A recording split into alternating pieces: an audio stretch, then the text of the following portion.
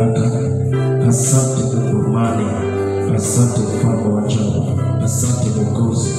Asante mtakatifu Bwana. Baba ninakushukuru. Baba tunakuinua Bwana. Unaweza Bwana Yesu. Unaweza. Unaweza Bwana Yesu.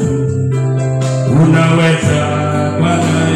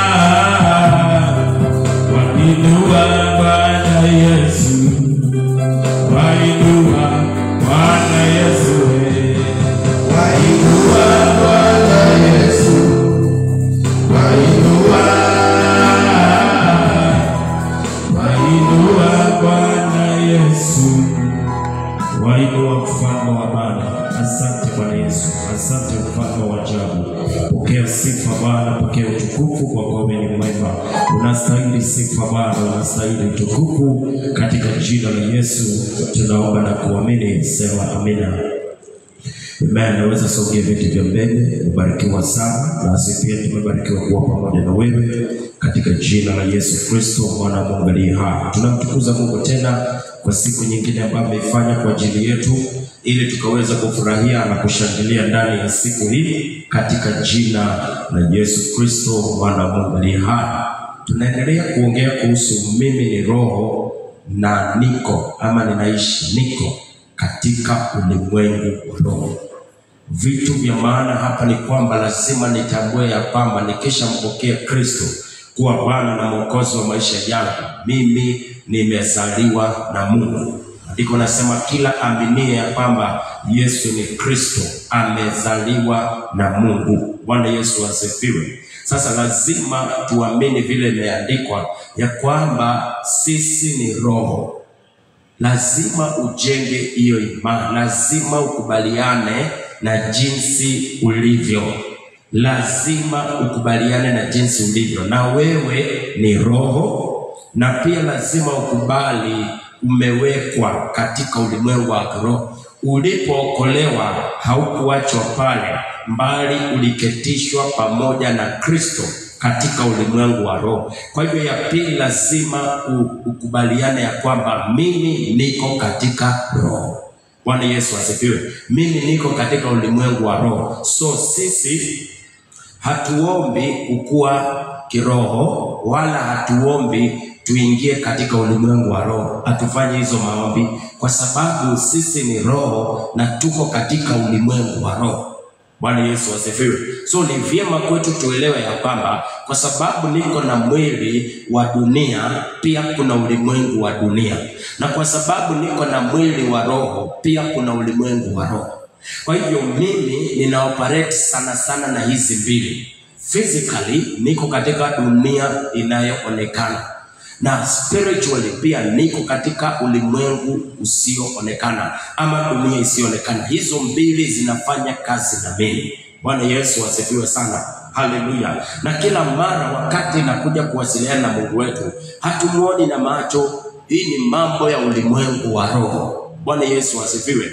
Hii ni mambo ya ulimwengu wa roho, kwa sababu Mungu wetu ni roho, na huko katika roho ndiko ametuweka. Bwana Yesu asifiwe. So huko ndiko huwa tunawasiliana. So si virahisi tuone na macho ya mwili, lakini macho yetu ya kiroho inaona na masikio yetu ya kiroho inasikia. Bwana Yesu asifiwe. Haleluya. So na tukasema ya kwamba sasa, kwa sababu tumeona tumeketishwa katika ulimwengu wa roho, katika kitabu cha Waefeso 2 mstari wa 6 ndio tulisema, tukaona ya kwamba akatufufua pamoja naye, ambaye ni Kristo, akatuketisha pamoja naye katika ulimwengu wa roho katika Kristo Yesu. Kwa hivyo huko ndio sisi tupo. Hatuombi kukua huko, tayari tuko huko. Hatuombi kukua kiroho, tayari sisi tuko kiroho. Bwana Yesu Kristo asifiwe. Na kwa sababu tuko kiroho, tukasema ya kwamba tuko na uwezo wa kuona kiroho, kwa sababu tuko kiroho. Tuko na uwezo wa kuona kiroho kwa sababu tuko na macho ya roho. Tuko na uwezo wa kuona kiroho kwa sababu tuko na macho ya kiroho. Bwana Yesu asifiwe. Sasa kuna kuonyeshwa na Mungu na kuna wewe kuona, na kuna kipawa. Kuna wenye wako na vipawa. Bwana Yesu asifiwe. Kuna kuonyeshwa na Mungu, unaweza onyeshwa na Mungu, na pia unapaswa pia uelewe, kwa sababu wewe ni roho, una uwezo pia wa kuona. Na wengine wana uwezo ambayo ni calling, ambao ni kipawa wako nacho. Ni vizuri tuelewe hii, kama jinsi ambavyo sisi sote ni believers, sote tuko na uwezo wa kuona. Sisi sote ni waumini, tuko na uwezo wa kuona. Maana kwa kumwamini Kristo unafanyika kuwa mwana wa Mungu. Unakuwa sasa uko na uwezo. Na ndio Biblia ikasema, tazama ya kale yamefanya nini? Yamepita, tazama mapya. Mapya ni hii maisha mpya. Hii kukua katika roho, kufufuliwa. Tuko katika ulimwengu wa roho. Hatuiangalii na macho ya kimwili, tunaiangalia katika ulimwengu wa roho. Bwana Yesu asifiwe. Alafu baadaye watu wanapaswa sasa waone mabadiliko katika ulimwengu wa mwili. Katika ulimwengu wa mwili wataona unavyofanya vitu, unavyoishi, basi itakuwa unaashiria maisha ya kiroho vile unaishi, basi tutaanza kuyaona yakitokezea katika ulimwengu wa kimwili. Ndio tutajua na kweli inaonekana umebadilika, na kweli wewe umeokoka. Jina la Bwana litukuzwe. So tukubaliana ya kwamba sisi wote tuko na uwezo wa kufanya nini? Wa kuona katika roho. Na hauhitaji kufunga ili uweze kuona katika roho. Hauhitaji kufunga ili uweze kuona katika roho. Kwa sababu gani? Tayari wewe uko katika roho. Tuachane na vitu zingine ambazo tunaongezelelea. Kuna vitu mingi sana katika Ukristo imeongezelelewa ya watumishi kujionyesha vile ambavyo makenye wanafanya wameenda mbali sana. Sijui wamefanya nini, lakini tukisoma maandiko tunakosa hizi vitu. Bwana Yesu asifiwe. So tukue waangalifu wakati kuna vitu ni mpangilio, ni rules and regulations za huduma. Tuzitofautishe na what is written katika neno la Mungu. Bwana asifiwe. Sasa zingine vitu zingine hata watu wanakuja kupeana, sijui hatua 5 ya kufanya nini, sijui 7 points za kufanya nini. Nyingi tunaonaga, ukizichunguza vizuri utaona tu ni akili mzuri ya mwanadamu ametengeneza hizo vitu. Lakini tukienda kwa maandiko tunakosa hizi vitu kabisa kabisa. Sijui 10 steps ukitaka Mungu akutumie, sijui lazima ukue hivi, lazima ufanye hivi, lazima ufanye hivi. Hakuna vitu kama hizi kwa Biblia. Hakuna. Ni nini Moses alifanya ili aweze tumika hata hakuwa anajua? Enda uangalie Mungu alikuchagua lini. Bwana asifiwe. Bwana asifiwe. Enda uangalie Mungu alikuchagua lini. Bwana Yesu asifiwe. Mungu alikuchagua kitambo. Anamwambia Yeremia, tazama mimi nalikujua hata kabla hujafanya nini? Hujaumbika katika tumbo ya mama yako. Mungu alianzana na wewe kitambo. Hakuna kitu mpya mbele za Mungu. Hakuna mtu atawahi surprise Mungu. Hakuna mtu atafanya chochote amshangaze Mungu. Hakuna kitu mpya kwa Mungu, maana yajua kila kitu. Anajua mpaka kesho. So alikujua kitambo, mahali utamalizia alijua. Bwana Yesu asifiwe. Kuna watu Mungu alitaka kutumia na walikataa, lakini bado aliwatumia. Sasa tukiwekea ma steps za kutumika na Mungu, lazima ukue hivi, lazima ukue hivi, lazima ukue hivi, lazima ufanye hivi, lazima ukue hivi, lazima ufanye hivi, useme ndio Mungu akutumie. Je, Yona alifanya aje? Yona Mungu ndiye anamwambia mtumie, yeye ndiye anatoroka. Lakini Mungu anasema mimi nilianzana na wewe kitambo, si sahi. Jeremiah anasema mimi ni mdogo, sijui kuongea. Mungu anamwambia na sisi tukikupea point leo tutakwambia lazima ujue kuongea ndio Mungu akutumia. Lakini tukienda kwa Bible tunapatana na watu kama kina Musa, walilazimishwa na Mungu, walikuwa wanakataa. Kwa sababu lazima ujue Mungu alianzana na watu mahali gani. Na jaribu kukuambia hivi katika jina la Yesu, tuchungane na mambo mazuri na mafundisho mazuri ambao ni mawazo ya wanadamu ambao wanapeana ili Mungu akutumie, ndio lazima ukue hivi. Lakini tukienda kwa maandiko tunafanya nini? Tunakosa. Tuchungane na hizo, tujue hizi ni mtu tu anatuwekea roadblocks ili kila mtu asifikirie kufika hapo ni rahisi. Pasia la hekalu lilifanya nini? Pasia la hekalu lilifanya nini? Lilipasuka. Kumaanisha pasia la hekalu lilikuwa ni nini? Pasia la masharti. Sio kila mtu alikuwa anapita kwa hiyo pasia. Kulikuwa lazima, kuna vile lazima ukue. Kuna vile lazima ukue. Lazima uandaliwe kwa mwaka mzima. Bwana Yesu asifiwe. Lazima uandaliwe, usikuwe na kaalama hata kwa mkono, usikuwe na nini. Lazima uandaliwe. Ile ilikuwa pasia ya masharti. Ili uingie hapa lazima ukue hivi na hivi na hivi. Lakini kifo cha Yesu kilipasua hiyo kitu. Leo wengine hata Mungu amewachagua na watumia na hata hawajui. Wapendwa, tuko katika roho. Tuko katika roho. Bwana asifiwe. Hatuombi tukue katika roho. Bwana Yesu asifiwe. Haleluya. Engine ya gari ikikosa mafuta inamaanisha haina engine. Engine ya oil kisha inamaanisha haina engine. So engine iko, lakini kuna oil ndio imefanya nini? Enda nunua oil uweke, engine bado iko. Oil kisha kwa engine hapana anza kusema tunataka tununue engine mpya tuweke. Enda angalia gari bado iko na engine. So jua wakati engine ni oil imeisha, na ujue kuisha kwa oil akumanishi engine na yuko kwa gari. Sasa lazima ujue shida yako ni nini. Bwana asifiwe. Nikupate ukiomba ati ninaenda kwa roho. Ninaenda kwa roho. Nitakuambia unaenda roho gani? Labda kuwe kuna roho nyingine. Hata afadhali usembee na tembea katika roho. Bwana asifiwe. Na penya katika roho. Na tembea katika roho. Na penya katika roho. Yani penye huko unazidi kusonga songa. Lakini si ninaingia. Sio nafanya nini? Sio kuingia, tunaingia. Geukia mwenzako kumwambia tuingie. Tuko huko. Bwana Yesu asifiwe sana. Tusome Ezekieli. Kitabu cha Ezekieli 37, tuone jambo pale.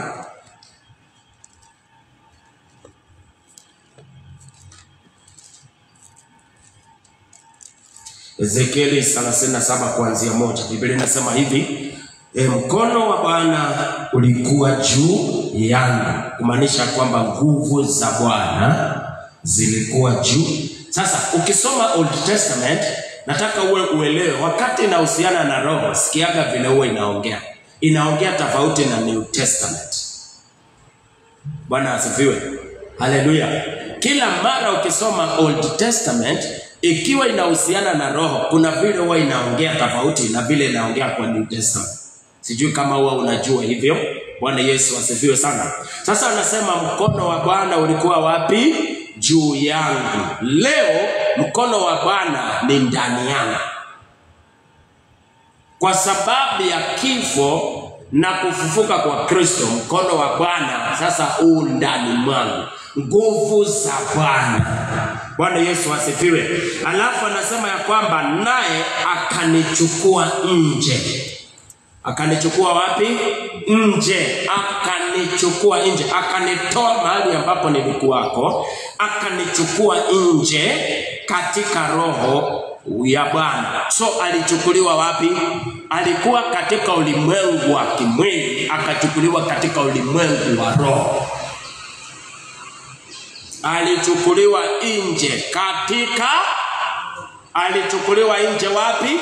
Katika roho, sio nje ya kihalisi. Alichukuliwa nje, akatolewa kwa nyumba yake, akachukuliwa nje katika ulimwengu wa roho, akachukuliwa. Sisi siku ya leo hatuchukuliwi. Halo, sisi kama tunaelewana? Sisi siku ya leo hatufanye nini? Hatuchukuliwi katika roho. Kwa nini hatuchukuliwi katika roho? Halo? Akanichukua nje katika roho wa Bwana, akaniweka chini katikati ya bonde, nalo limejaa mifupa. Ni wapi hapa ako? Hapa ako amechukuliwa katika ulimwengu wa roho. So tukwame kwa neno kuchukuliwa. Ezekieli akafanya nini? Akachukuliwa. Na siku ya leo, je, ninachukuliwa katika roho? Ni sawa nikisema nimechukuliwa katika roho, na paswa nikumbuke wa Efeso 2:6. Ametufufua pamoja naye, akatuketisha pamoja naye katika ulimwengu. So huko penye Ezekieli alichukuliwa, mimi niko huko. Bwana asifiwe. Mimi niko huko, na tena niko na mwili ya huko. Sasa Ezekieli hakukuwa na mwili ya roho. Alihitaji roho akuje, na roho akija alikuwa akuji ndani yake, alikuwa anakuja juu yake. Katika Old Testament, roho alikuwa akishuka si ndani yako, anakaa juu yako. Alikuwa akikuja juu unatabiri, akiondoka hiyo maneno naisha hivyo. Akikuja juu unatabiri, akiondoka hiyo maneno naisha hivyo. So wakati unasoma Old Testament, lazima usome ukiwa na ufahamu wa Waefeso 2:6. Mimi ni roho na niko katika roho. Sasa nikiongea na watu wa Old Testament, hawakukuwa katika roho. Hawa watu walikuwa katika sheria. That's why adui yao haikukuwa shetani, adui yao ilikuwa ni mataifa. Ni nini kitu kubwa ukisoma Old Testament unasikia Israeli walikuwa wanapambana naye? Ni mashetani. Hautasikia wakikemea shetani, hautasikia kina Joshua wakikemea shetani. Shetani yao ilikuwa nini? Mataifa. Bwana Yesu asifiwe. Ilikuwa ni nini? Mataifa. Shetani ya Abel ilikuwa ni Kain. Bwana Yesu asifiwe. Ukisoma ni Old Testament utapata Wafilisti, utapata hao mataifa, hao ndio walikuwa nini? Maadui. Na kama kuna kazi Mungu alikuwa anawapatia kwenda kupigana na wao. Lakini tukuja kwa New Testament, mambo imefanya nini? Imebadilika. Sasa adui yetu si mataifa. Adui yetu sio nini? Sio mataifa. Adui yetu si wale ambao hawajaokoka, au sio maadui zetu. Halo. Waislamu sio maadui zetu. Wao Rejo Maria sio maadui zetu, au sio maadui zetu. Adui yetu ni nani? Ufalme wa giza ndio adui yetu. Bwana Yesu asifiwe. Na kazi za ufalme wa giza anazozifanya kupitia watu. Tunaelewana vizuri? So Ezekieli ilibidi Mungu amchukue katika ulimwengu wa roho, aende amuonyeshe. Wewe hauhitaji kuchukuliwa uende uonyeshwe. Wewe unahitaji kufungua macho yako ya kiroho na uone. Halo. Hii ni kiroho sana. Bwana asifiwe. Wewe tayari tumeona katika Waefeso sisi tuko wapi? Tuko huko. Sisi tuko wapi? Tuko huko. Lakini Ezekieli hakukuwa huko. Ilibidi afanywe nini? Achukuliwe katika roho. Achukuliwe katika roho. Akaonyeshwa shida ya taifa la Mungu kwa njia ya mifupa. Katika ulimwengu wa kiroho hakuona watu, aliona hali yao. Aliona maisha ya Israeli, mfano wao, what they represent, vile wamekuwa katika roho. That's why unaweza ona mtu kimwili vizuri, lakini katika ulimwengu wa kiroho ukampata hayuko sawa. Maana hali halisi ni katika roho, si katika mwili. Yeah. So tumechukua na hatua ya kwanza. Ezekieli alifanya nini? Alichukuliwa katika roho. Na sisi leo tuko katika roho. Sisi leo tuko katika roho. Bwana akaniweka, akawekwa. Na sisi Waefeso 2:6 akatuketisha. Wakati tuliokoka alifanya nini? Alituketisha. Sasa sisi tunaketi huko. Sisi tuko huko. Tumewekwa huko. Haleluya. Haleluya. Haleluya. Akaniweka chini. Yeye aliwekwa huko. Sisi tuliketishwa huko. Katikati ya bonde. Sasa hizi ni vitu anaona. Anaelezea ni nini niliona. Niliwekwa mahali chini katika bonde. Hizo ni vitu ambazo alikuwa anaona katika ulimwengu wa roho. Na ndio maana nasema, kwa sababu uko katika roho na wewe ni roho, unapaswa kuona. Ezekiel akaona mahali amewekwa. Mpendwa, unajua unapaswa kuona mahali umewekwa. Unajua unapaswa kuona your real life. Akaniketisha chini. Mpendwa, unapaswa kuona katika ulimwengu wa kiroho maisha yako mahali iko. Hello. Hello. Hello. Hello. Sasa ukiweza kuona mahali maisha yako iko, utakuwa unaomba kulingana na vile unaona katika roho, hautakuwa unaomba kulingana na vile unaona katika mwili. Actually, atupasi kuomba kulingana, maombi zingine tunaomba haipaswi kulingana na vile tunaona vitu inaenda. Tunapaswa kuomba kulingana na vile vitu inaenda kule ndani. Mpendwa, naweza kuwa ninapitia hali ngumu mpaka hata nakosa chakula, lakini katika ulimwengu wa kiroho mimi ni tajiri, niko sawa. Ni ile tu mnipatie muda iweze kumanifest. So sio kila mtu akikosa anapaswa kulalamika. Sio kila mara Mkristo ukikosa unapaswa kulalamika. Unapaswa kuangalia akaunti yako. Unajua naweza maliza pesa yangu kwa mfuko, lakini kwa Equity account iko pesa. Nafaa kulalamika? Napaswa kulalamika kwa sababu nimetumia pesa yote imeisha. But kuna milioni 5 bado iko wapi? Kwa account yangu. Niko na pesa ama sina pesa? Niko na pesa lakini hayuko kwa mfuko. Hivyo ndivyo tunapaswa kuona maisha yetu. Usitegemee vile unajiona leo. Tegemea your spiritual account.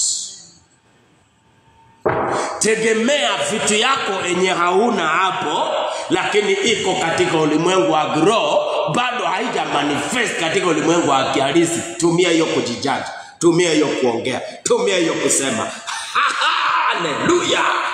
Bwana asifiwe. Lakini usitumie vile unajiona. Utaniangalia leo hata 2000 sina. Utaniangalia leo uone kana kwamba naishi vibaya, lakini nikiangalia katika ulimwengu wa kiroho, wapendwa, niko na maisha mazuri. That's why tunatiwa moyo na ulimwengu wa roho, atutiwi moyo na ulimwengu wa kihalisi. Maana katika ulimwengu wa kihalisi naweza pitia kitu mkaona nimefail, lakini katika ulimwengu wa kiroho, wapendwa, bado niko.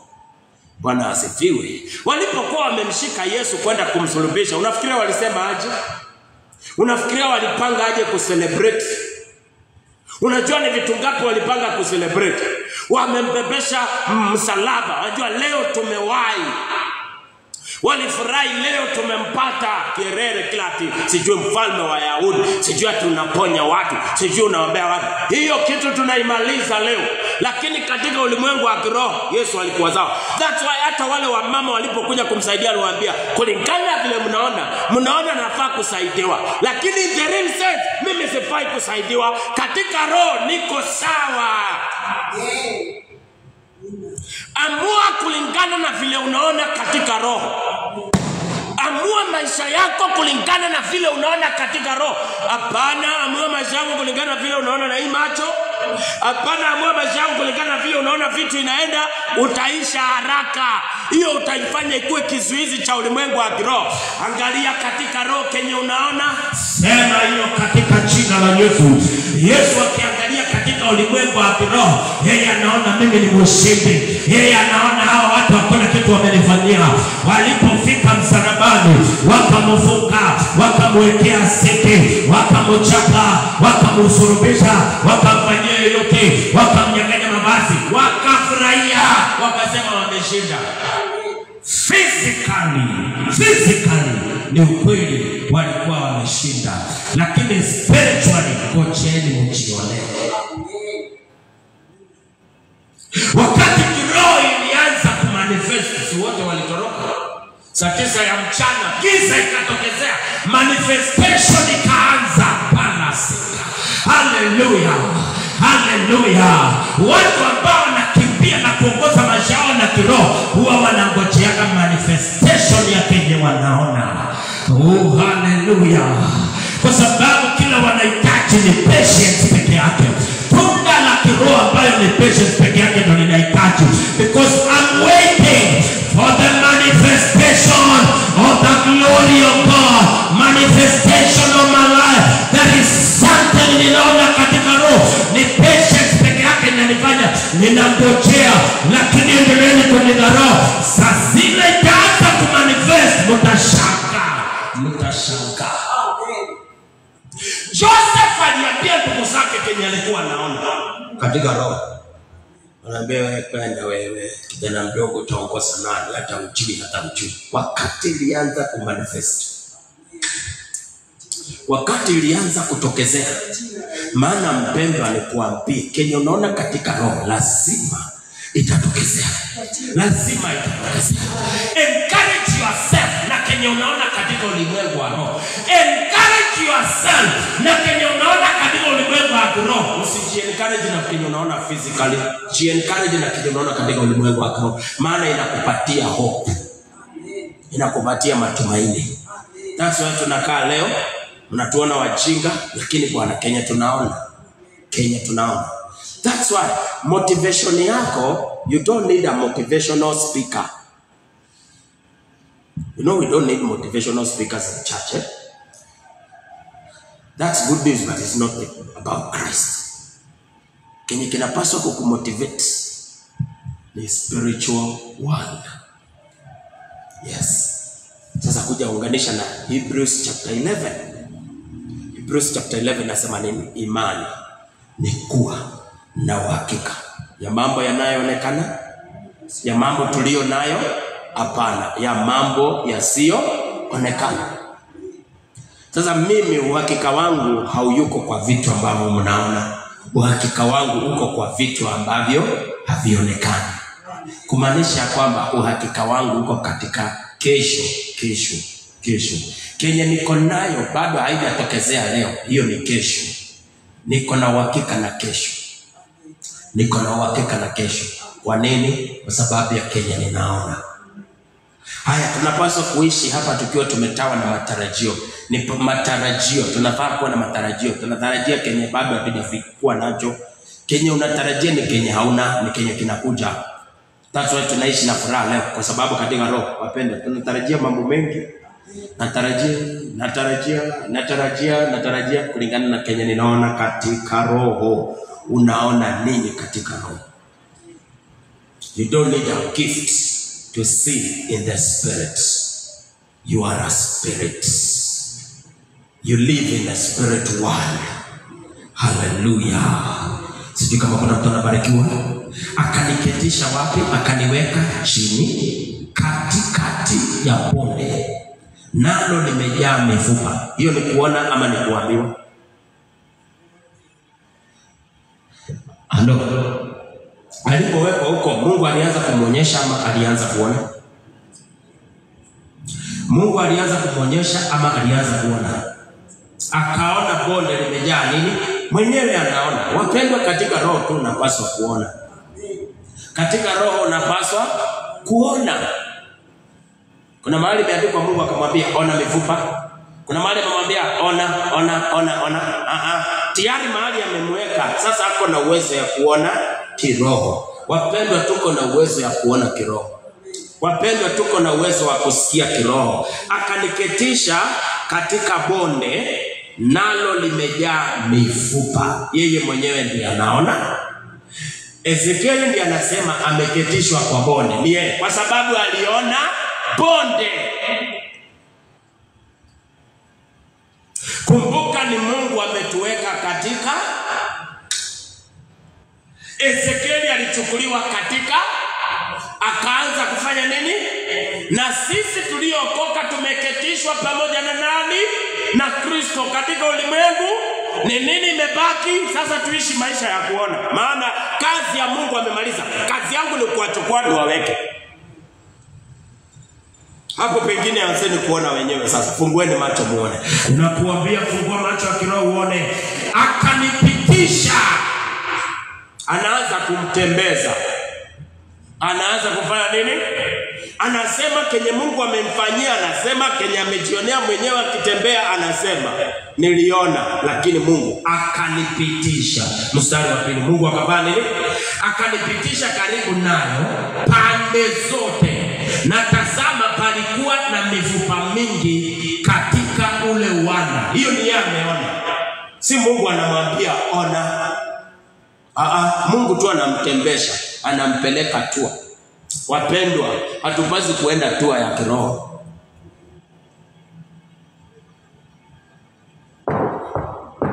Hatupasi kupelekwa tua ya kiroho. Utanipelekaje tua ya kiroho na mimi ni roho na ninaishi huko? Kwangu hiyo sio tua, hiyo sio tua. Kwa sababu mimi naishi huko. Lakini Ezekiel ilibidi apelekwe tua, maana huko ni mgeni na yeye. Na hii ilikuwa hatua ya dakika za masaa kidogo ama masiku ama madakika. Akishamaliziwa akarudishwa kwa nyumba yake. Akajiona hawa nimerudi niko sasa. Ate mwili alikuwa ameiacha wapi? Kwa nyumba. Wapendwa, sisi hatupelekwe tua, tunapelekwa, tunaonyeshwa alafu tunarudishwa katika ulimwengu wa kihalisi. Sisi tuko huko na tuko na mili ya huko. Na hapa ndio Wakristo wanapeswa kubanga sana katika maisha ya kiroho. Lakini kanisani tumejengewa sana maisha ya kihalisi. Tumejengewa sana vile utafaulu, vile utakaa mzuri duniani. Tumejengewa, lakini hatujajengewa vile utakaa kiroho, vile uko kiroho. Tukishafaulu kujua ya kiroho, hii nyingine inakuwa kazi rahisi. Unajua watu wote wanafahamu mambo ya kiroho katika maisha ya kihalisi. They don't struggle. They don't struggle. Mtu yoyote amediscover mambo ya kiroho na akadiscover power za kiroho katika ulimwengu wa kihalisi, hangangani na kuambia ukweli. Kuna watu wanafanya biashara wakitumia nguvu za kiroho za uchawi. Ni ukweli. Utashangana biashara zao vile zinafanya nini? Vile zinajaa. Ingawaji mwisho si mzuri. Kuna Wakristo pia wameelewa nguvu za kiroho vizuri. Wameelewa hii maisha ya kiroho. Ninatumia kiroho ku control my business. Situmii my business kuitegemea. Nategemea kiroho. Hao watu they don't struggle. Kwa sababu adui wako ni wa kiroho. Vita vyetu si vya damu. So vita vyetu viko wapi? Vita vyetu viko wapi? So hata vita vyako umeambiwa viko wapi? So vita vyote huwa unapigwa wapi? Katika roho. Sasa unapigwa katika roho, alafu naenda kufunga na kuomba ukue katika roho. Hata adui anajua wewe ni roho. Nasema hata adui tayari anajua wewe ni roho. That's why anakuja kukupiga katika roho. Maana jua hii mtu ni roho na iko katika ulimwengu wa roho. Lakini wewe tu ndio bado tu haujajua. Ndio unaendelea kuomba, Ninaomba katika jina la Yesu. 21 days ascending in the spirit. Shetani akikuangalia sema hii watu wajielewe. Mungu sinakwambia hii watu hapa hawajui maneno. Ingawaje tunatembea katika mwili. Silaha za vita vyetu, silaha za vita zetu si za kimwili. Vita vyetu si vya damu na nyama, ni vya na adui yetu wako wapi? Waefeso 6:12. Kwa maana kupigana kwetu, sasa hata kupigana kwetu si kwa nini? Kwa damu na nyama, ni kwa roho. Tunapigana na pepo wabaya. Wapi? Katika ulimwengu wa roho.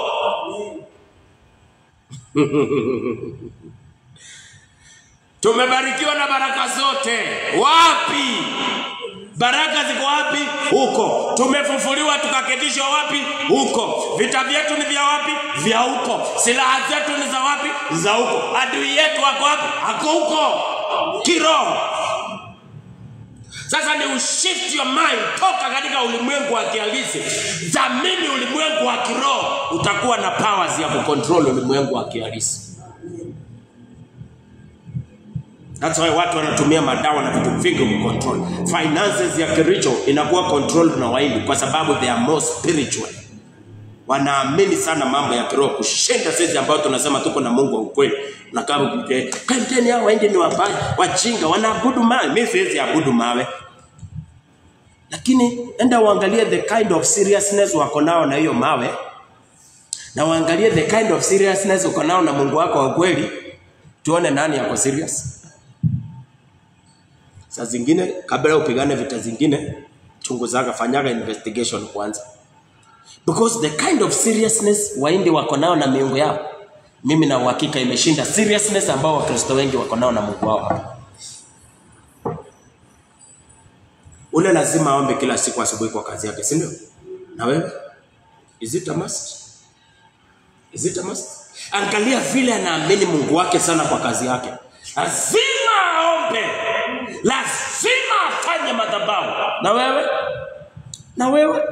Angalia seriousness ya Mungu wao vile wameenda nao mpaka kwa biashara. Wewe hata unaogopa tu kupeleka pasta yako kwa biashara yako aombe, unaogopa.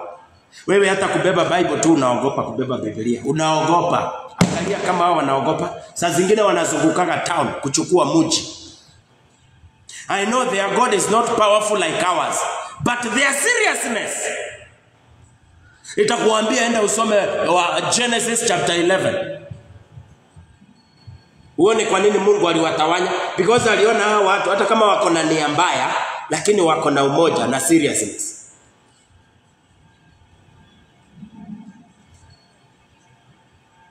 Don't despise a serious fool. Don't despise a fool who is serious na vision yake. Consider the word seriousness. Me, I'm not a fool. Me si mjinga, me si mimi, but you lack seriousness. Kuanzia leo chochote pima seriousness. Pima seriousness alionayo kwa hiyo miungu yao mbaya, na upime seriousness yenye uko nao kwa Mungu wako. Kama uwezi wachana na yeye. Sababu hata Mungu akikuangalia na angalia anasema wale vile wanapenda Mungu yao wanaipenda zaidi kushinda vile wewe unanipenda. Hiyo ni kudhamini, wanadhamini ulimwengu wa roho, wanaoperate na hiyo. Basi unapata watu wengi wanafanya kazi kule lakini wanatoka bure. Pesa ya mwindi utawacha wapi? Utaiwacha huko tu. Haya, utaiwacha huko. Utaenda nayo. Kwa sababu si pesa yako. Ni pesa yao. Hii pesa tayari wametoa wapi? Kwa miungu yao. Jana nilikuwa ninaangalia filamu nyingine hapo inaitwa Ajofia. Najua mimi nachaguaga filamu za kuangalia za Nigeria, zile zinanifundisha. Ende utafute, inaitwa Ajofia. Huyu mzee amecontrol village, hiyo maeneo yote anaicontrol na pesa.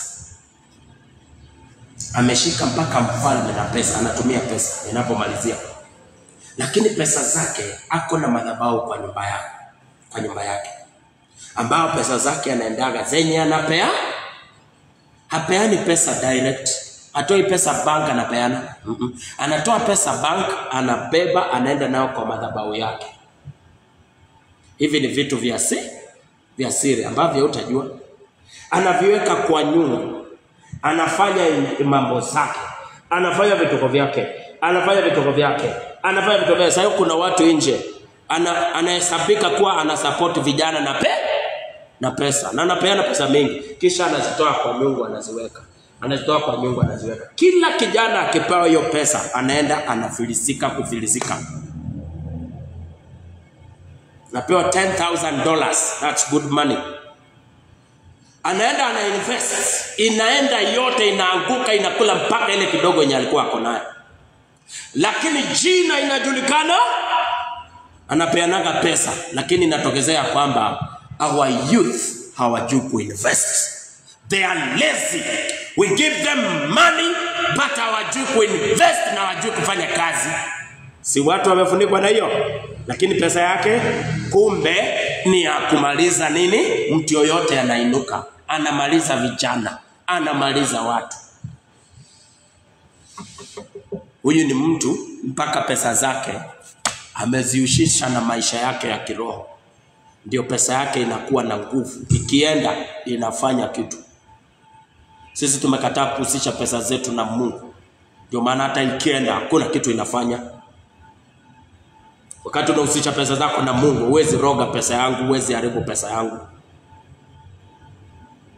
Sisi Mungu anatupatia nafasi ya kulipa nini? Fungu la 10. Hivyo ndivyo tunatumia. Wakati tunalipa fungu la 10, pesa zetu zote tunaweka wakfu ili tufanyie maana.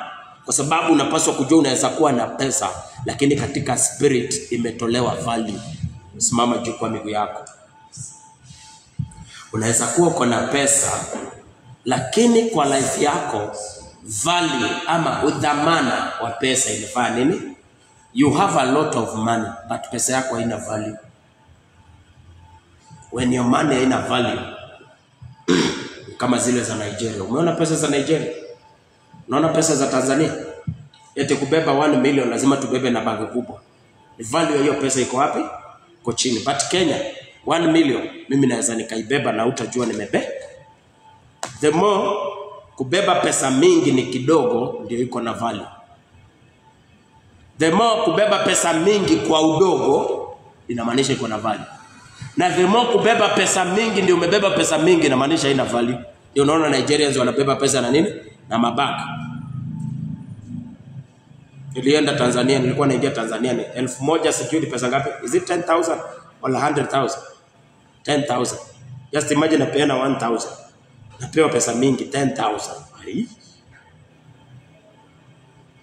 Yaani kapesa kangu kamoja kanagonga 10. Nikumaanisha hii pesa yao ina nini? Ina value. So unaweza kuwa na pesa nyingi lakini shida haina nini? Ina value. Maana katika roho imechukuliwa value. That's why ukienda kununua kwa mwindi hata kupatia change, hata kuwekea change. Najua nyinyi mwangalia vitu mengi hapo juu. Hata kupatia nini? Atakuwekea. Batikiwa mashilingi atakupatia. Hata wanawekeaga mtu. Maana anaelewa nguvu ya fingerprints. Anaelewa nguvu ya nini? Ya fingerprints. Wewe unajua hizo vitu? Tukutane na kesho tena tuendelee. Sijui kama kuna kitu unajifunza. Hii ni kiroho na kufunza kabisa. Nataka nikuhusishe biashara yako ujue unaifanya kiroho. Ingia katika ulimwengu wa kiroho. Tumia ulimwengu wa kiroho ku control your business.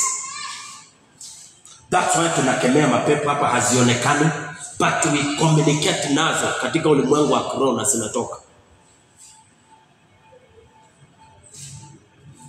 Shetani kuataki kanisa, hataki vitu. Hii hataki, anataka aje kiroho katika ulimwengu wa roho. That's why unapaswa kuelewa unapoomba unaomba katika Ni katika roho, si kwa hii mwili. Si Mungu akusaidie kwa jina la Yesu. Tukutane kesho tena tuendelee pamoja katika jina la Yesu. Kufikia hapo tunasema umebarikiwa sana katika jina la Yesu. Tulisema kumbuka Jumapili. Kumbuka. Naanzisha somo lingine tena la kiroho, understanding dreams. Nafikiri hapa ndio ndakuwahi sana. Na nitaongea pia chanzo cha kusababisha watu hawaoti ndoto. Nitaongea ni nini hizi zinasababisha wote ndoto. Nitakusaidia. Alafu ninaamini Mungu kuanzia Jumapili watu waote ndoto. Kwa sababu pia ndoto ni mambo ya kiroho. Inakusaidia kuwa unaona vitu, umeletewa vitu, lakini ile unaletewa kwa image ya vitu unayoelewa. Jumapili usikose kutazama. Tukutane kesho tunapoendelea na ujumbe huu. Pengine tutaendelea mpaka wiki ijayo. Nataka wewe ukubaliane na neno la Mungu, na nataka ukubali mimi ni roho na niko katika ulimwengu wa roho. Biashara yangu siifungui hapa, naifungua katika roho. Chochote inaniataka naenda kupigana nao katika roho, ninaisima. Ukishajua hivyo, ukishagundua fulani na fulani wanainuka kinyume na wewe, hakuna siku utawa confront. Hakuna siku utaenda kuwauliza kwa nini mnaniongea vibaya. Utajuaga hii ni roho, hii ni vita. Unaenda church, unasema mama nani ninawazima katika ulimwengu wa roho. Na hiyo maneno naisha hivi. Kuna marafiki uko na wao unataka kuwawacha, lakini na kushinda kuwawacha. Si unaenda na ikate tu katika ulimwengu wa roho. Maana hiyo si urafiki wa kimwili, imeenda zaidi. Tukutane kesho. Nimechukua muda wako sana. Mungu akubariki sana. Hakikisha umeshare video hii ili ukaweze kuwa baraka kwa wengine katika jina la Yesu. Naitwa Apostle PM Simiyu, Voice of Fire wa kanisa la Winners Celebration Center hapa Kericho. A fellowship where everybody is somebody. God bless you.